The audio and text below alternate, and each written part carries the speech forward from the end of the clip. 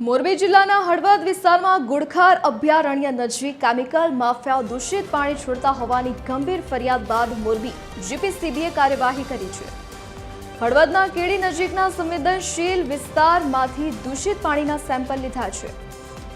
ઉલ્લેખનીય છે કે કેટલાક કેમિકલ માફિયાઓ ટેન્કરોમાં ભરીને દૂષિત અને ઝેરી પાણી સીધું જ અભયારણ્યની નજીકના વિસ્તારમાં ઠાલવતા હોવાની ફરિયાદ ઉઠી હતી।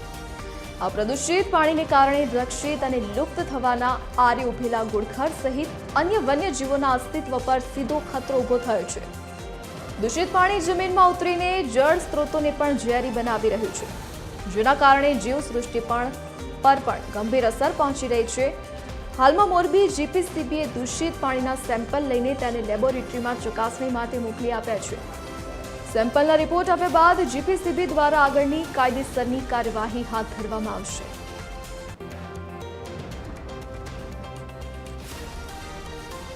વધુ વિગતો સાથે સંવાદદાતા રવિ મોટવાણી ફોનલાઈન પર જોડાઈ ગયા છે। જી રવિ, શું વિગત?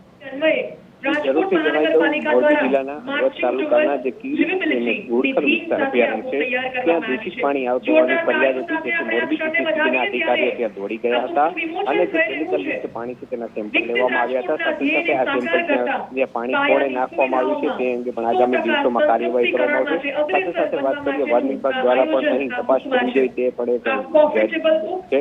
વન વિભાગનો જે વિસ્તાર છે ત્યાં કેમિકલ યુક્ત પાણી કોણ નાખી જાય તે અંગે પણ તપાસ શરૂ કરવામાં આવશે તેવું અધિકારીઓ પાસેથી જાણવા મળ્યું છે। જી રવિ, વિગત બદલ આપનો આભાર।